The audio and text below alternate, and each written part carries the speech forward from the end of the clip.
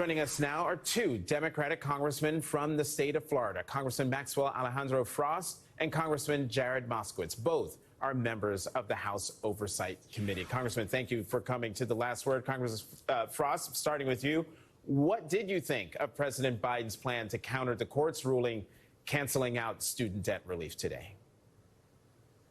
Thank you so much for having us on. I think it's a great plan, and the president is showing, less than 24 hours after that decision came up, he addressed the nation. He talked about his plan B. We know the plan B will take some time, and then he had a plan C to the plan B to ensure that borrowers who still are going to have to start repaying in just a few months here are going to be protected. And we have to continue to push to ensure that the promise of the president in ensuring that we forgive the student debt is actually met and is actually done. And I'm proud that he's moving forward with that, and us in Congress, Democrats in Congress, will stand by him and ensure that we can do this. This is about racial justice. It's about economic justice, and there's a common misconception that this only impacts young people. That's not true. This impacts seniors, older folks, everybody. Tons of folks have student debt, and this is really going to help our economy, and really proud to be of the movement fighting to ensure that we do this. Congressman Moskowitz, this is 3 bad decisions from the court in 2 days. How else can Democrats fight back if Republicans won't work with you? Well, thanks, Jonathan. Well, I mean, look, at the end of the day, we, as you said in your earlier segment, we got to vote, and we got to make people understand what the issues are when they go to vote. And the Supreme Court's got to be number one. I mean, in 1 year, Mitch McConnell's plan when he stole a Supreme Court seat, Donald Trump's plan when he rammed those justices through the Senate when they lied to the Senate of what they said was precedent. Their plan has come true. Donald Trump may have been a terrible president, but this is his legacy, that they've been able to undo decades and decades of rights and freedoms that people have earned in this country. And so we got to, and Maxwell Frost has worked on this, we've got to get young people out to vote. We got to make sure that we're communicating, that we're engaging people, that they understand what we're for, and they understand what's on the line. Congressman Frost, the court is taking up another case that could make it easier for domestic abusers to have guns. Talk to us about why voting is so important when you consider what this court is doing.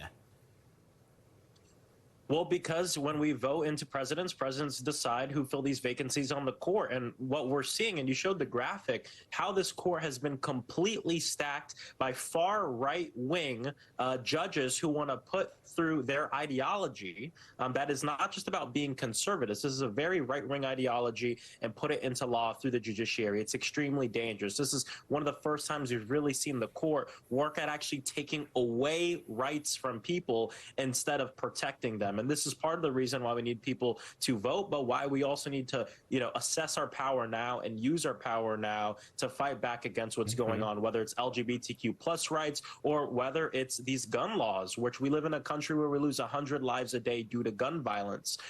People want action on this. They don't want laws that are going to make it easier for people to take a gun, walk into a school, and mow down a ton of kids. And on that point, Congressman Moskowitz, are you concerned that this permitless concealed carry law in your state will lead to more gun violence? What are your constituents saying to you about this? Well, first, let me say, Jonathan, I'm less than a mile from Marjory Stoneman Douglas High School right now. I'm in the city of Parkland. It's where I live. I pass that high school every time I go home.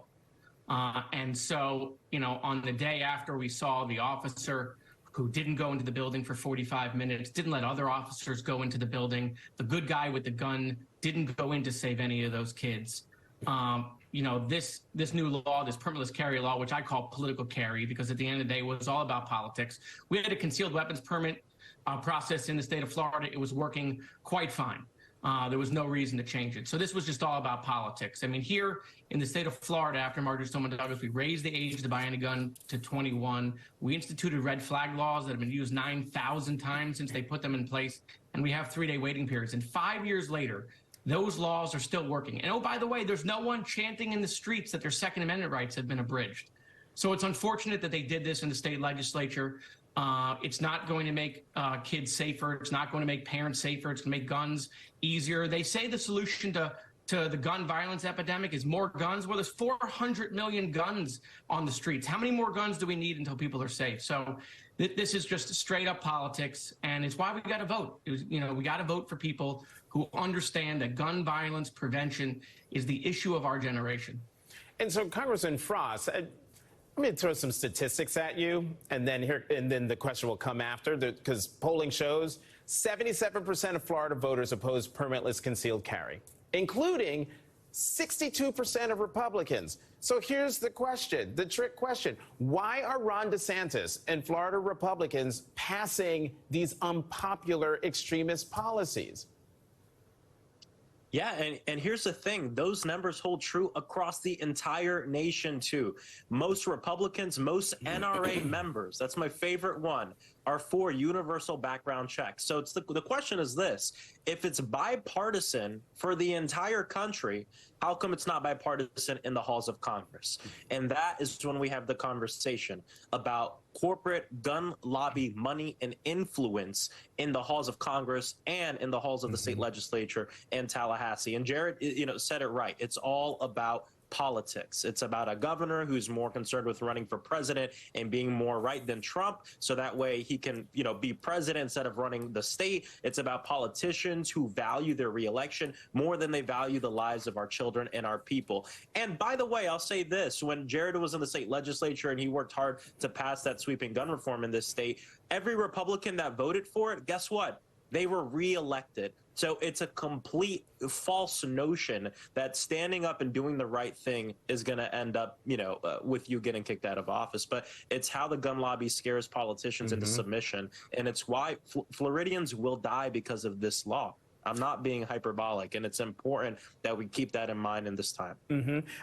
Congressman Frost invoked the name of Governor DeSantis, Congressman Moskowitz. So as you well know, Governor DeSantis took his anti-woke agenda to a group called Moms for Liberty, a nice name for a group pushing extremist policies. What does it say that DeSantis and other Republican presidential candidates are catering to extremists? Well, listen, there's no doubt that Governor DeSantis has shown other Republican governors, other Republican candidates, that, you can bring back the social wars of the 90s and capitalize on it. I mean, even Donald Trump started going after Disney World a couple of weeks ago to try to match Governor DeSantis. And so there's no question that he is having an impact. What he did here in Florida, what the governor of Virginia did during his election in the education space is having an impact across the country. We're seeing Republicans, try to one-up each other and copycat each other. I mean, this idea of, going after books, going after, drag shows. I mean, I try to remind my Republican colleagues that, when parents, put their kids to bed at night and then they dress them for school in the morning and then they drop them off, the thing they're thinking about in the back of their mind is hopefully they get to pick their kid up. They're not thinking about some drag show. Dead kids can't read. And so, at the end of the day, we have to get parents refocused on what really matters for their kids in this country. Congressman Moskowitz, dead kids can't read. That is incredible and evocative. Representative Jared Moskowitz, Congressman Maxwell Frost, thank you both very much for coming to The Last Word. When we come back, a reminder of how we got here.